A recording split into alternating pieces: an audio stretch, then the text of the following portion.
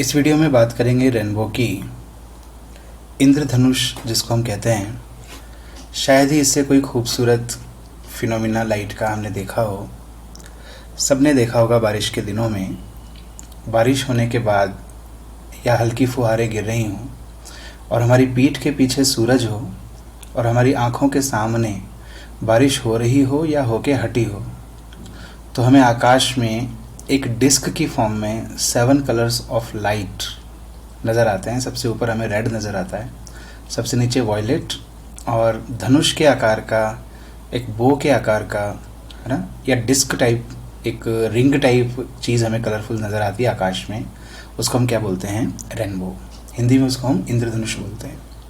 तो optical phenomena है और बेस्ड है डिस्पर्सन पर, रिफ्रैक्शन पर और इंटरनल रिफ्लेक्शन पर। इसको समझें कि कैसे बनता है, क्या होता है ना।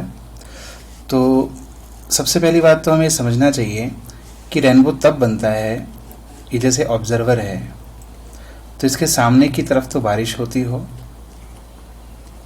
है ना, एटमॉस्फेयर में बारिश की बूंदें प्रेजेंट हों, और इसकी पीठ के पीछे सन प्रेजेंट हो। सन से आने वाली लाइट जब इन ड्रॉप्स पर गिरे और रिफ्लेक्ट होकर, उसमें से रिफ्लेक्ट होकर फिर रिफ्लेक्ट होकर वापस की आंखों में पहुंचे, तब इसको सामने की तरफ यहाँ पर इंद्रधनुष नज़र आता है, रेनबो नज़र आता है। ये जो फिनोमिना है वो based on dispersion of light, इसके अलावा रिफ्रैक्शन एंड इंटरनल रिफ्लेक्शन।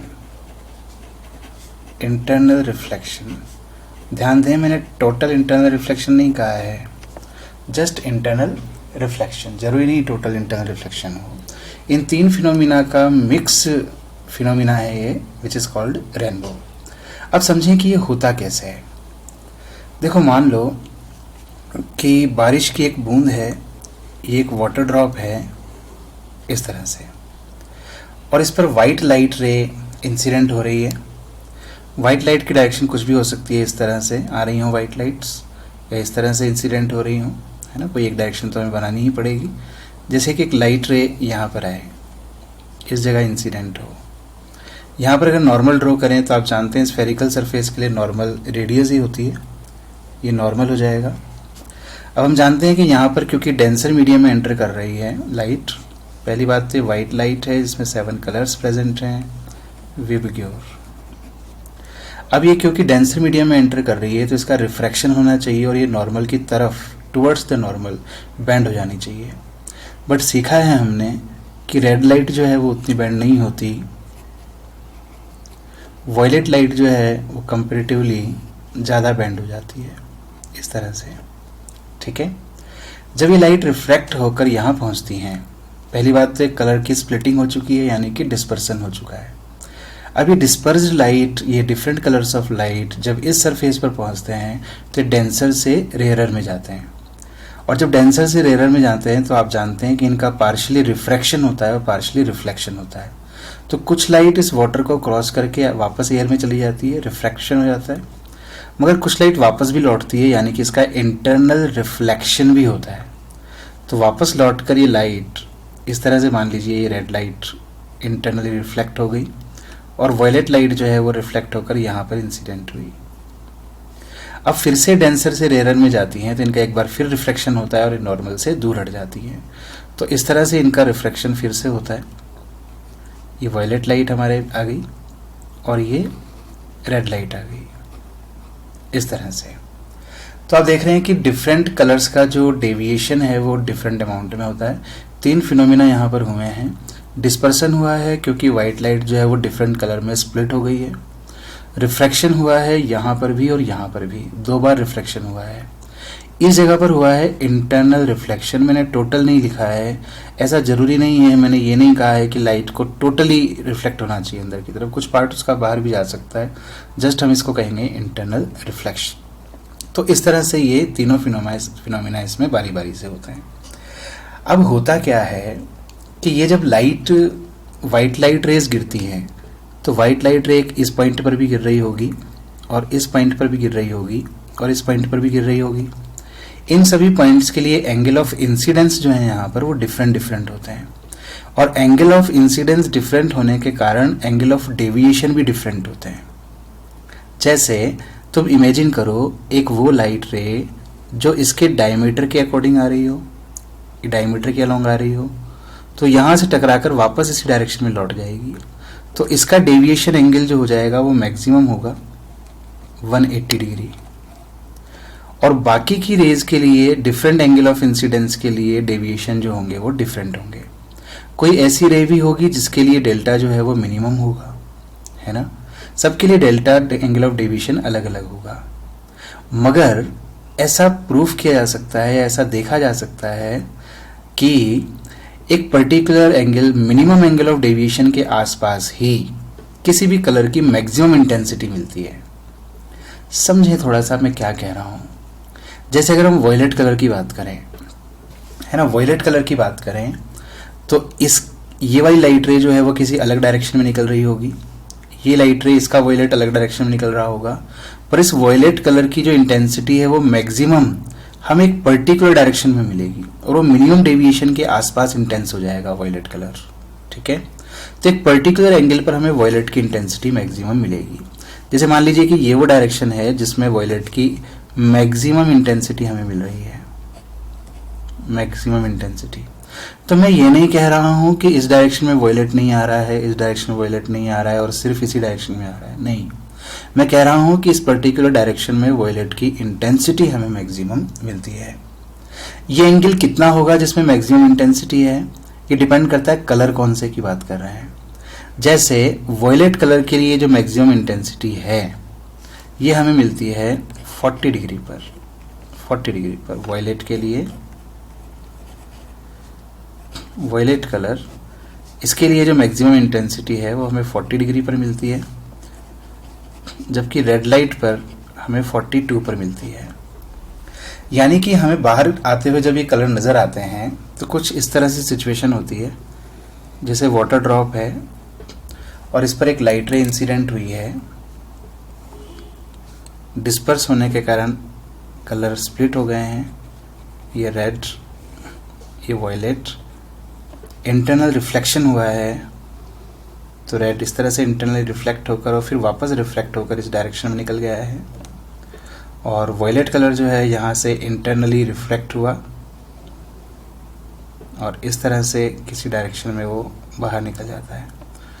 तो ये वॉयलेट और ये रेड, तो वॉयलेट सबसे ऊपर निकला है, रेड सबसे नीचे निकला है। वॉयलेट के लिए एंगल थोड़ा कम है जैसा कि मैंने कहा 40 डिग्री, रेड के लिए एंगल थोड़ा ज़्यादा है जैसा कि मैंने कहा 42 डिग्री। यानी कि ये दोनों कलर्स, इनके बीच का जो एंगल है, इन दोनों कलर्स के बीच का एंगल वो 2 डिग्री होता है। तो 2 डिग्री के एक स्मॉल एंगल में ये कलर्स प्रेजेंट होते हैं, बाकी कलर्स इनके बीच में होते हैं जिनको हम कहते हैं विबग्योर, इस तरह से। तो 2 डिग्री के एंगल में 7 कलर्स जो है वो बाहर निकलते हुए नजर आएंगे इस ड्रॉप में से। मगर हमें इंद्रधनुष में, रेनबो में तो रेड सबसे ऊपर नजर आता है और वॉयलेट सबसे नीचे नजर आता है। ऐसा क्यों होता है उसको भी थोड़ा ध्यान से समझना पड़ेगा, बहुत ध्यान से समझेंगे।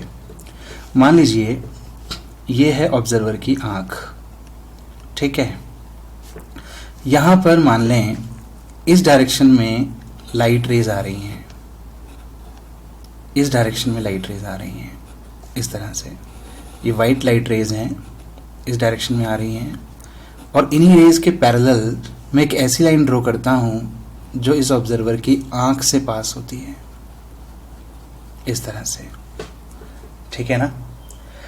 अब इस लाइन से मान लेते हैं 42 डिग्री पर या 40 डिग्री पर पहले बात करते हैं।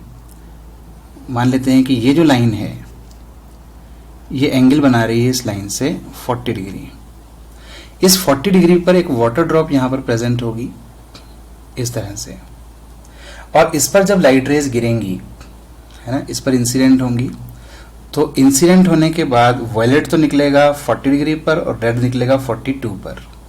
तो 40 डिग्री पर कौन सा कलर आ रहा है इससे, वॉयलेट, और रेड इससे निकल रहा है कितने एंगल पर, 42 पर, है ना, ये वाला एंगल 42 और ये एंगल 40। तो इससे वॉयलेट भी निकलता है, रेड भी निकलता है और कलर भी निकलते हैं डिफरेंट कलर पर, डिफरेंट एंगल पर इसकी आंख में कौन सा कलर पहुंच रहा है इस ड्रॉप से, जो कि 40 डिग्री पर ड्रॉप प्रेजेंट है, इस ड्रॉप से निकलने वाले कलर्स में से कौन सा कलर इसकी आंख में एंटर करेगा, 40 डिग्री पर जो आएगा, यानी कि वॉयलेट कलर। फिर अगर हम यहां से 42 डिग्री की बात करें, 42 डिग्री पर भी एक ड्रॉप प्रेजेंट होगी इस तरह से। इस ड्रॉप पर भी जब व्हाइट लाइट एंटर करेगी तो 7 कलर्स में वो डिवाइड हो जाएगी। 42 डिग्री पर कौन सा कलर निकलेगा, रेड। 40 पर निकल रहा होगा वॉयलेट। तो इस ड्रॉप से वॉयलेट भी निकलता है, रेड भी निकलता है, मगर 42 पर जो रेड निकलता है वो इसकी आंख में एंटर करेगा। इस ड्रॉप से भी सभी कलर निकलते हैं, मगर 40 डिग्री पर जो वॉयलेट निकलता है वो इस आंख में एंटर करेगा।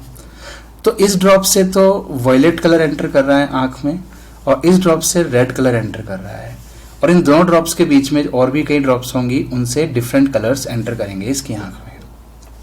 तो इसकी जो आंख है ना, इसको 40 डिग्री पर तो नजर आएगा वॉयलेट कलर, और 42 डिग्री पर नजर आएगा रेड कलर, और इसकी इस डायरेक्शन में भी ऐसा होगा, उधर भी होगा ऐसा।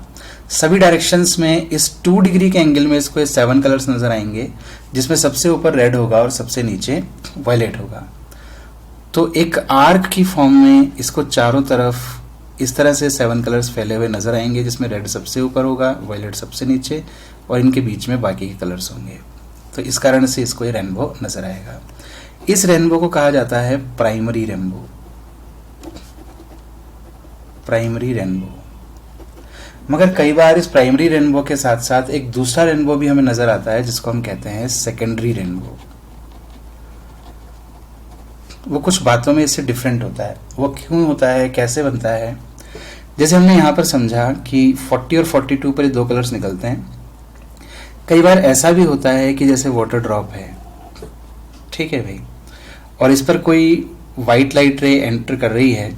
जैसे मान लीजिए कि इस तरह से वाइट रे एंटर की, और फिर इसका यहाँ पर रिफ्लेक्शन हो जाता है, इस तरह से इंटरनल रिफ्लेक्शन हो जाता है, फिर एक बार और इंटरनल रिफ्लेक्शन हो जाता है इस तरह से, और फिर अल्टीमेटली ये बाहर निकलती है वापस इस तरह से।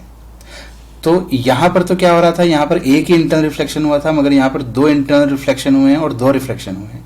यहाँ 2 रिफ्लेक्शन थे और एक इंटरनल रिफ्लेक्शन था। यहाँ रिफ्लेक्शन तो 2 ही हैं, पर इंटरनल रिफ्लेक्शन भी 2 हैं। तो ऐसे में क्या होता है, कलर्स का जो ऑर्डर है वो इन्वर्ट हो जाता है। मतलब जैसे यहाँ 40 पर तो निकल रहा था वॉयलेट सबसे ऊपर और रेड सबसे नीचे था, यहाँ रेड सबसे ऊपर होता है और वॉयलेट सबसे नीचे होता है। और इनके जो एंगल होते हैं, रेड का एंगल होता है 51 और वॉयलेट का एंगल हो जाता है 53 डिग्री, यानी कि ये सभी कलर्स 3 डिग्री में प्रेजेंट होते हैं, 3 डिग्री में। अब रेड और वॉयलेट तो ये हुआ, पर जैसे मैंने आपको समझाया था कि वॉयलेट रेड जो है वो उल्टा होकर हमें नजर आता है, रेड ऊपर हो जाता है।